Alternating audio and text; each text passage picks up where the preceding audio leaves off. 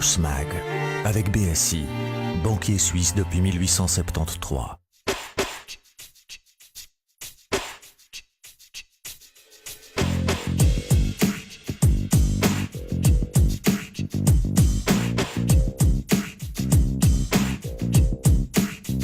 Bonjour à tous et bienvenue, merci d'être avec nous dans ce magazine Mag, un magazine, comme vous le savez, consacré à la plus noble et la plus belle conquête de l'homme. Aujourd'hui, nous sommes au Polo Club de Wettey à Milly, à quelques pas de Genève, où nous sommes chez la famille Luginbull qui exploite non seulement le domaine, mais le Polo Club depuis 1989. Tout de suite et sans plus attendre, nous vous proposons le sommaire de cette émission.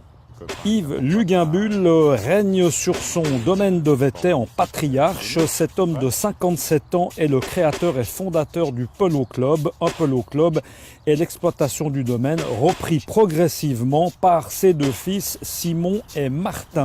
Simon et Martin, justement, respectivement 29 et 27 ans.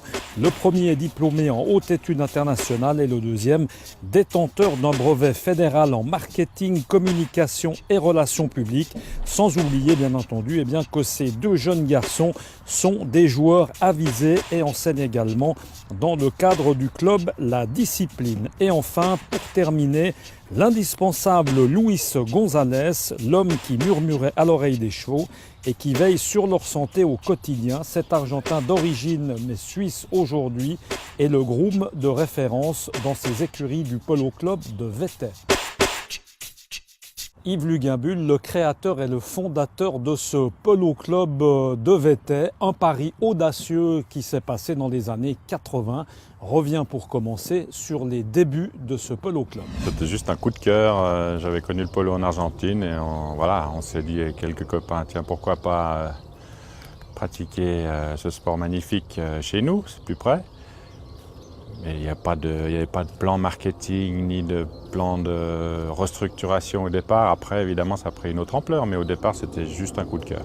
On parle du Polo Club de Wettey, mais rappelez, Yves, que c'est important, c'est un domaine avant tout, c'est aussi une exploitation derrière tout ça. Oui, voilà, alors donc le polo est une étape sur l'exploitation, mais on a eu beaucoup d'aventures, on a fabriqué de la menthe pour les chewing-gums, on a fait des champignons japonais, enfin, je crois que c'est un peu dans les gènes familiaux d'essayer des expériences, on va dire, des expériences un peu exotiques. Donc celle-là, elle perdure un peu, mais qui sait ce qu'on va faire dans 10 ans.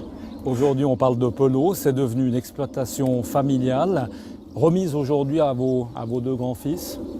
Oui, alors l'exploitation agricole est à Simon et Martin s'occupe plus particulièrement du polo. Et moi, on me consulte de temps en temps pour tondre, jardiner ou tenir un cheval.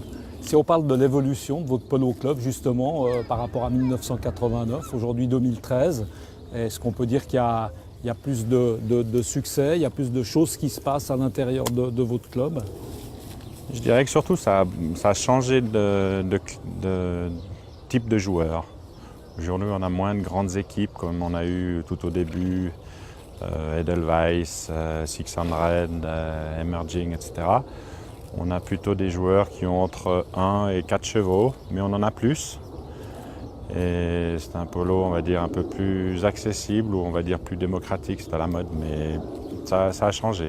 Les écuries ont toujours une centaine de chevaux, donc ça c'est plutôt bien, mais c'est pas gagné, ça reste une activité quand même assez marginale dans le milieu équestre aujourd'hui. Vos activités aujourd'hui, c'est l'enseignement, il y a une part enseignement évidemment, il y a une part tournoi importante. Oui, le tournoi pour nous c'est très important, surtout je gère le Polo Masters qu'on organise maintenant depuis 12 ans et c'est pour nous une grosse étape dans l'année. Après, on s'occupe d'élèves, on s'occupe maintenant plus particulièrement des jeunes pour former une relève essentiellement. Allez, on continue avec les deux frères Simon et Martin. On commence par une explication des règles du jeu et vous le verrez juste après, quelques facettes de ce jeu équestre.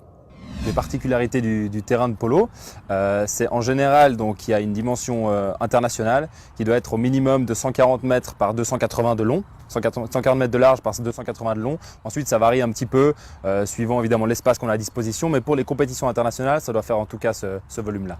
Et si on parle du gazon, par exemple, de son entretien, la gestion du gazon, là aussi, il y a une coupe réglementaire, une qualité d'herbe pour jouer. Alors pour tout ce qui est donc la qualité du gazon, il n'y a pas de réglementation particulière, c'est-à-dire qu'il y a plein de types de gazons différents qui sont en vigueur dans différents pays parce que les mêmes gazons ne poussent pas partout. Mais c'est vrai que l'entretien, c'est un gros poste d'un club de polo, donc l'entretien des terrains. La coupe, il faut compter en tout cas 2 à 3 coupes par semaine, pour que le gazon soit toujours à la bonne hauteur, qui est une hauteur en général entre 3 et 3,5 cm à peu près. Et puis surtout, ce qui se passe, c'est qu'on coupe très très souvent pour éviter de devoir ramasser le gazon. Donc on laisse les déchets de gazon sur le terrain, très fin, et puis ensuite on passe 3-4 fois par semaine. Simon, si on veut parler des règles du jeu, ça a l'air de l'extérieur relativement simple parce qu'on voit très bien 2 buts, un petit peu comme au football ou comme au rugby, et il s'agit simplement, ma foi, de marquer du bon côté. C'est aussi simple que ça, les règles du polo. Donc les règles du polo, c'est vrai que ça paraît assez simple.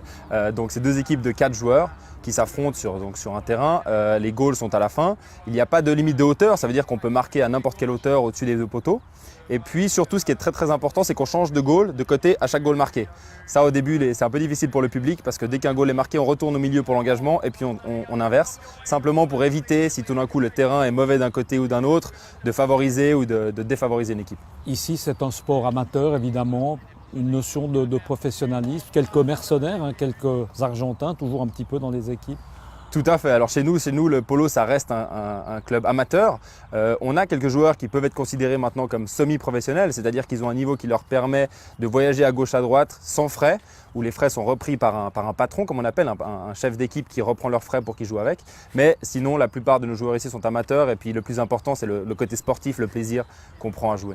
Le polo est encore considéré comme un sport réservé à une certaine élite aujourd'hui?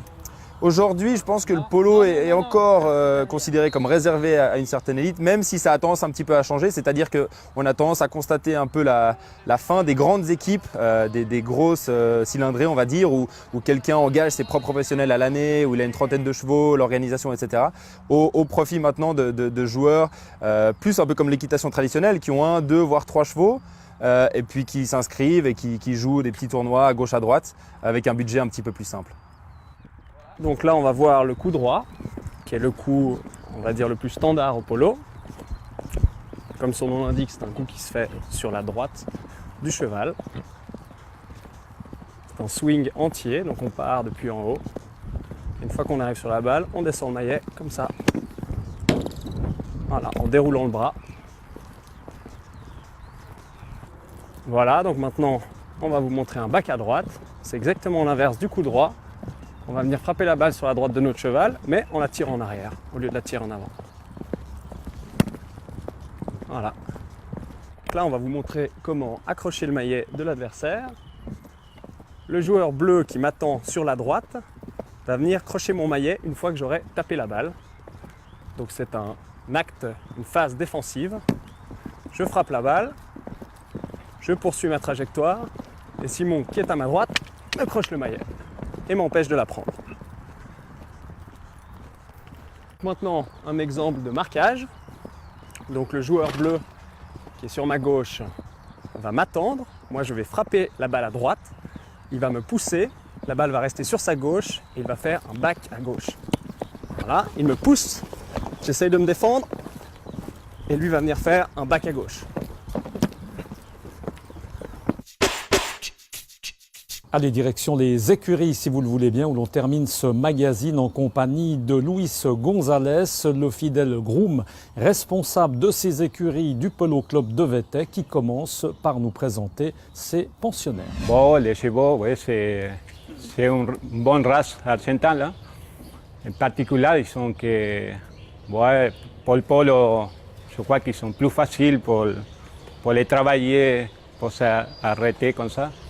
Moi, je vois qu'ils sont en bonne mobilité comme ça. Je crois que c'est là que normalement il y a une différence entre un autre cheval, c'est pas une autre race. je crois que c'est ça. Ouais. On joue au polo, Louis, qu'avec des chevaux argentins ou on arrive à jouer avec des Non, franches-montagnes ou des chevaux comme ça? C'est possible ou difficile? Ouais, là maintenant, avant, oui, je crois que c'était un peu juste avec des chevaux argentins. Maintenant, je crois que ça commence à avoir un peu de tout. Il y a aussi maintenant un peu de pourcent là qui ça commence à aller bien aussi pour le polo. Je crois que aussi des fois, oui, maintenant ça avance un petit peu plus la qualité des chevaux aussi, pas des criollos seulement argentins. Oui. C'est des chevaux bien dans leur tête, hein, aussi au niveau de la taille, qui sont bien, qui sont adaptés au jeu.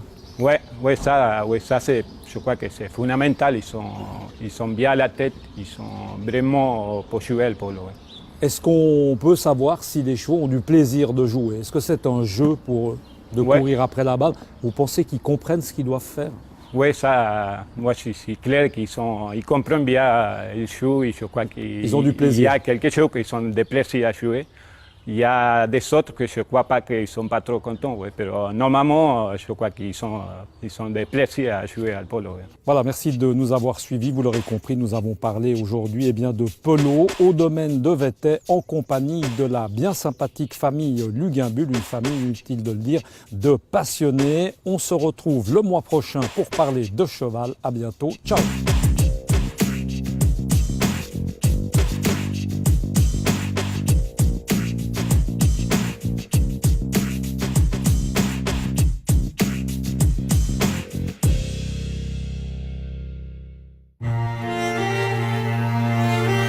Horse Mag, avec BSI, banquier suisse depuis 1873.